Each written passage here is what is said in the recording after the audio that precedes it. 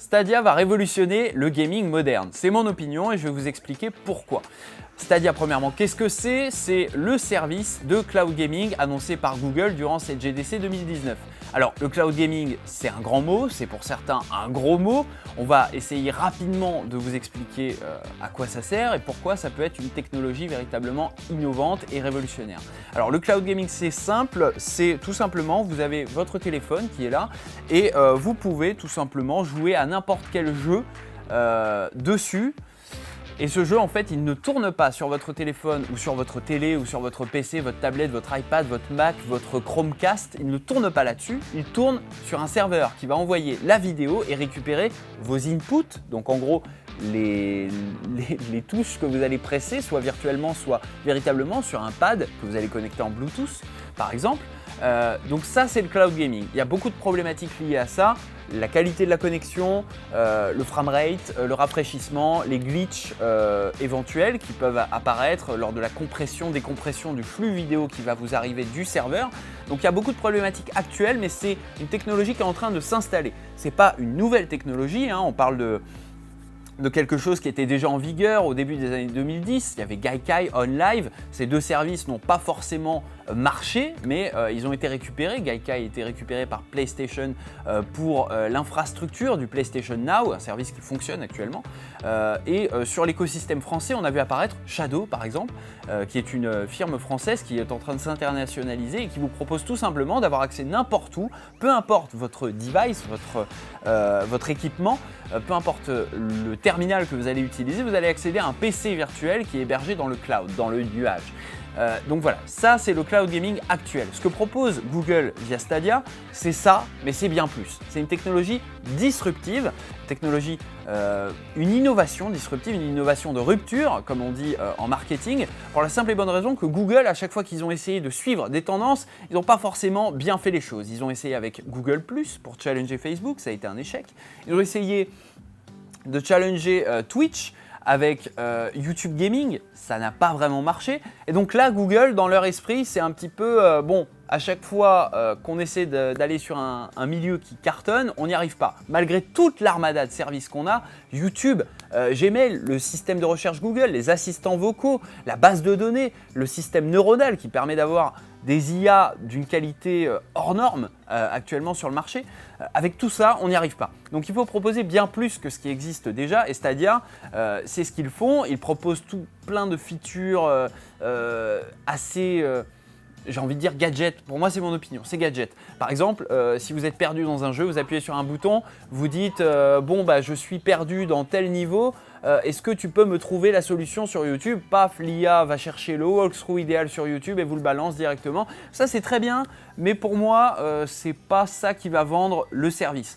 Le service, ce qui va le vendre, c'est premièrement une promesse de technologie. Alors, on a évoqué des teraflops. Alors, les teraflops, c'est un indice de puissance de calcul graphique. Ça fait beaucoup. Moi, j'ai la plus grosse, puisque actuellement, Stadia, quand ils vont se lancer, ils auront plus de puissance proposée à l'utilisateur qu'une PS4 et une Xbox One réunies. Donc, c'est déjà une belle promesse. Ça va permettre à beaucoup de joueurs de se lancer sans forcément penser à racheter du matériel constamment, parce que, mine de rien, une console, ça coûte cher. Et de plus en plus, on est sur des cycles, des générations de consoles qui se rétrécissent. Le lancement de la PS4 Pro et de la Xbox One X, c'est pas anodin, hein, c'est juste que Xbox One et PS4 étaient à la ramasse, techniquement parlant, par rapport au PC qui est plus évolutif et qui a toujours une marge d'avance, un cran d'avance sur les consoles. Ça a toujours été le cas, mais là, de plus en plus, on réduit les générations, on fait des mid-générations pour être toujours plus compétitif. Et qui sait, peut-être que la PS5 et la Xbox One X2 auront eux aussi ces cycles raccourcis. Peut-être qu'ils vont tenir 4 ans avant d'avoir une version un peu plus. Eh bien, ce que propose Stadia, c'est ni plus ni moins que quelque chose d'évolutif, mais dont vous n'aurez pas à vous préoccuper. C'est quelque chose qui va évoluer de son côté. Après, peut-être que si ça marche par abonnement, peut-être que l'abonnement va un peu grimper pour avoir une meilleure puissance de calcul. Ça, c'est pas à oublier. Ça va peut-être arriver quand on aura l'officialisation du business model qui arrivera cet été. Mais moi, ce qui me plaît le plus dans la formule de Stadia, en dehors de tout ça, c'est Stadia Games. Stadia Games, c'est quoi? C'est un studio qui va être dirigé par Jade Raymond, grand nom du jeu vidéo, hein, bien sûr, qui a quitté EA il y a très peu de temps et qui a rejoint Google en tant que vice-président chargé de la branche gaming et qui va s'occuper de Stadia Games. Stadia Games, c'est un studio qui va faire les portages vers Stadia pour que la technologie des jeux soit facilement récupérée et mise en ligne. On a eu d'ailleurs durant la conférence ces messieurs de chez id Software qui travaillent actuellement sur Doom Eternal et qui ont attesté que sur Stadia ça marche très bien, ça nous a pris que quelques semaines pour faire le portage, c'est formidable, tout fonctionne, c'est génial, c'est le futur, enfin bref, la promo habituelle. Mais en dehors de ça, il faut penser à un truc, c'est que Stadia, ils vont vous proposer ni plus ni moins qu'un service donc qui va vous octroyer une configuration de base, mais si le jeu demande plus de ressources, notamment pour être streamé en 4K 60 fps sans que vous ayez de retard ou de délai ou d'impact véritablement néfaste sur votre expérience de jeu vous-même en 4K 60 fps, eh bien, en dehors de ça, Stadia va vous permettre d'avoir accès à plusieurs unités de calcul, donc plusieurs fois la puissance évoquée, donc plusieurs fois une PS4 plus une Xbox One, plusieurs fois ça pour faire tourner un jeu. Donc il y a des jeux qui vont véritablement être taillés pour fonctionner sur des machines qui demandent une puissance de calcul hors du commun actuellement. Et on n'est même pas en train de parler de la 9e gène qui arrive avec la PS5 et la Xbox One X2, je ne sais pas comment elle va s'appeler. On n'est même pas en train de parler de ça, qui vont être théoriquement sur des puissances de calcul qui sont en accord avec les fameuses lois de l'informatique qui disent que chaque année on double la finesse de gravure des processeurs et tout ça. On est depuis la NES, depuis le milieu des années 80, on est sur cette même ligne très stable. Eh bien là on ne sera plus du tout là-dessus, ça veut dire que dès 2019 on a peut-être des studios qui vont bosser avec Google pour faire des jeux qui vont juste faire ça en fait sur les puissances requises. Donc on est sur des trucs qui sont véritablement game changer comme on dit dans le milieu et sur des trucs qui vont vous exploser la rétine, qui vont vous proposer des expériences multijoueurs peut-être qui sont à des années-lumière de ce qu'on a toujours connu et de ce qu'on imagine aujourd'hui. Ça va exploser le potentiel créatif des studios et tout ceci sans que le joueur n'ait à dépenser un copec supplémentaire par rapport à l'expérience qu'il a aujourd'hui sur Assassin's Creed Odyssey par exemple via le streaming de Stadia. Donc pour moi c'est ça le game changer. Le vrai game changer c'est ça, c'est que Stadia vienne avec Stadia Games qui va développer ses propres jeux, ses propres exclusivités. Ça veut dire que sur le marché actuellement on va avoir un produit, un service qui va être proposé non pas à 90 millions de joueurs qui ont acheté une PS4 mais à 2 milliards de personnes qui sont les prospects de Google et qui ont un smartphone qui a par exemple YouTube ou qui a un smartphone Android.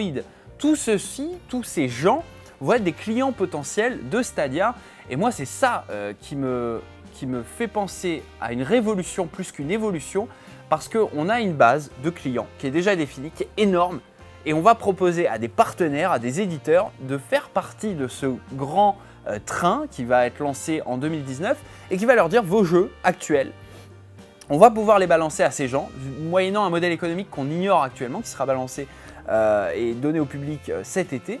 Et donc, on va leur proposer ça. Déjà ça va les draguer.